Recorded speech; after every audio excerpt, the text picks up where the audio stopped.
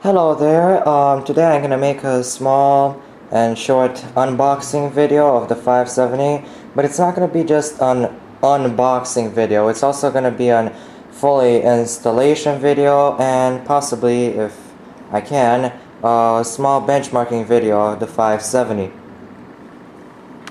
Alright, so with the 570, excluding the empty box, comes a drivers and utility CD, a little manual, the huge EVGA gaming poster, and the card itself. Also, it comes with a little sticker that I already put on my case. Alright, now for the card itself, actually. It comes with two 4-pin Molex to PCI Express power. Let's see.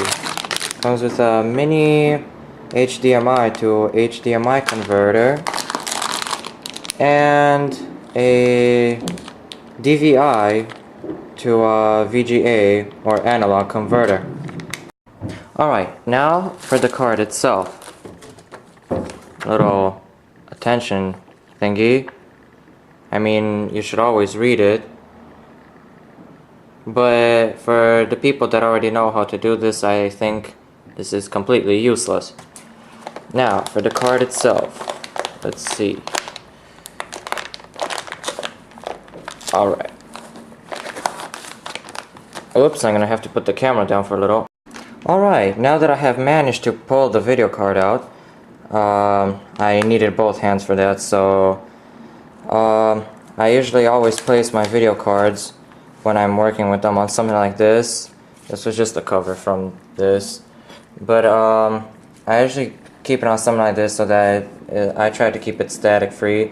Also, before handling video cards, it is strongly recommended that a person grounds himself so that you don't fry your video card.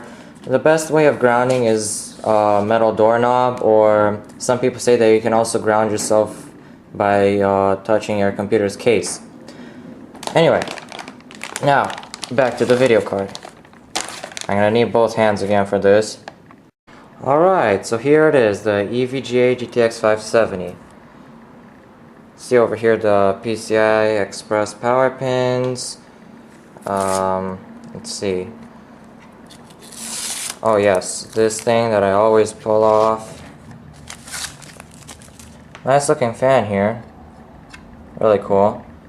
Let's see, what else? It has a very nice bracket here. Lots of airflow. Here is your mini HDMI, your DVI, and your other DVI. Alright. Here is the back of the card.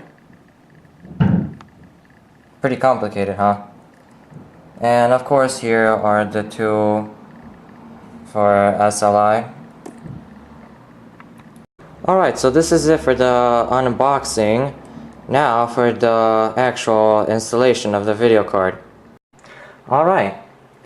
Now I'm running Windows 7 Ultimate, and lots of people recommend that before putting in a new video card, sometimes you have to disable the old one and stuff like that. But I mean, I don't usually do that, but just to play it safe, I guess I'll just do that. Let's see.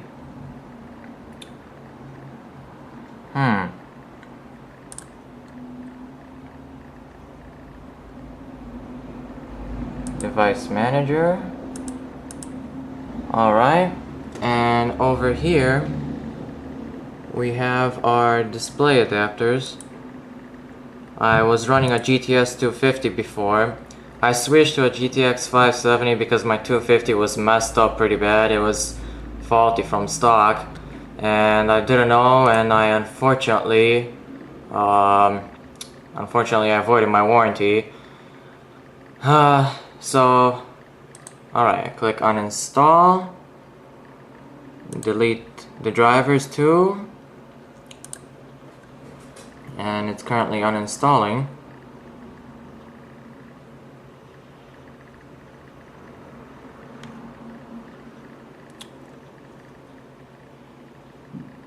Also, make sure you make a restore point just in case if something goes wrong. I already did this, so I'm pretty much ready for anything. This will probably take a while. Oh, never mind. Alright, restarting computer. Now, I clicked on no. There was a program I had. Let's see, driver sweeper. Pretty good program.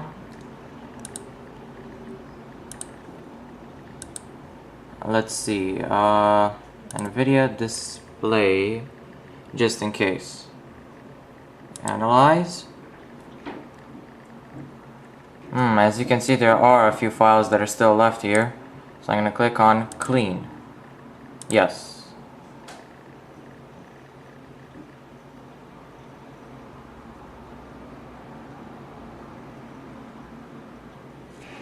This is going to take a while. Alright, after a minute or two of waiting, it's going to ask for rebooting, and I'm going to click OK, because anyway my computer needs to reboot so that my 250 is actually going to cancel. Let's see. After the rebooting, I'm going to close again the computer and take out my 250. Alright, now I'm ready to open my case. First of all, if you do have a power supply that has an off button, I suggest you turn it off. After a short while, everything's going to be powered down inside the case, and you would take these off first.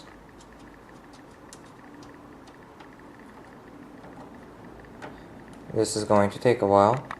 Alright, after you've done that, or you could also do this before taking the display cables out,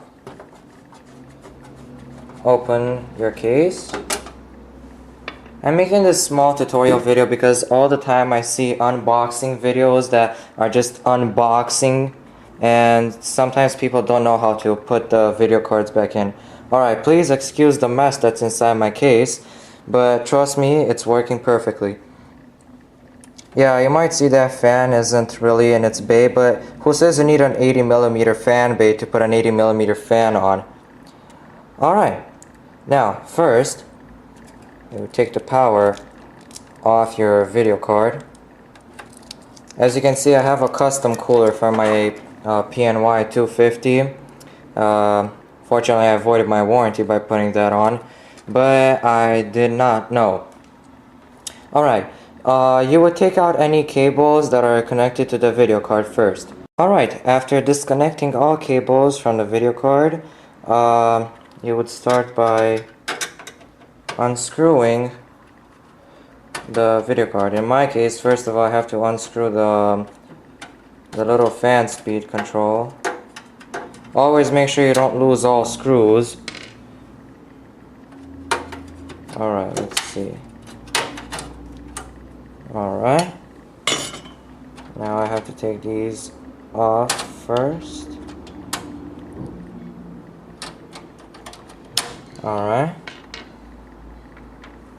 After this, you can take this off. It's kind of hard working with one hand. Alright. And now for the actual unscrewing of the video card.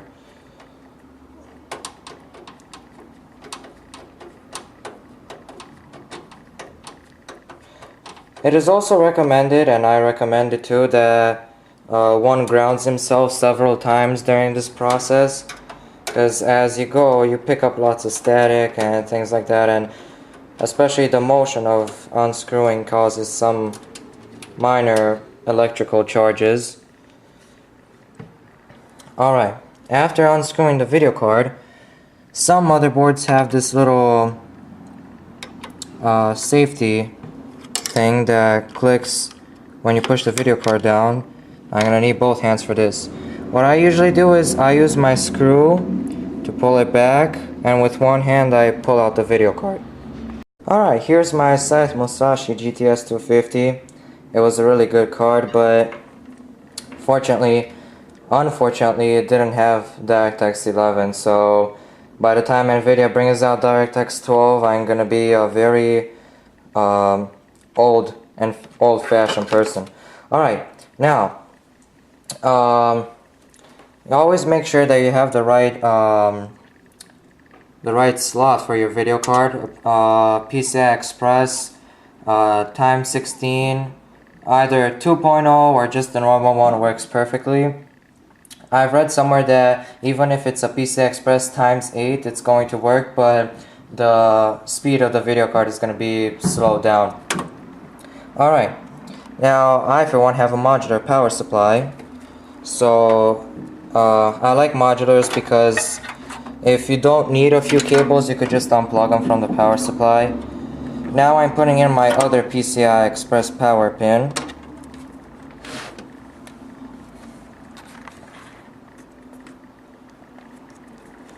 I'm gonna need both hands again. Alright, after putting in all the cables that are necessary, it's time to put in the 570.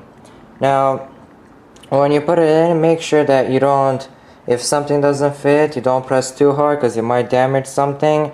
If everything fits, just press down firmly until that little blue thingy, for me, clicks onto this little hook.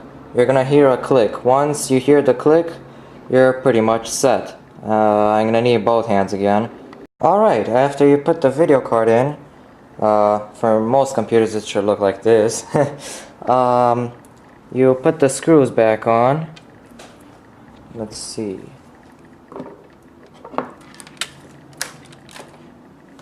Alright. Now I for one recommend that you put the top screw in first and then the bottom one.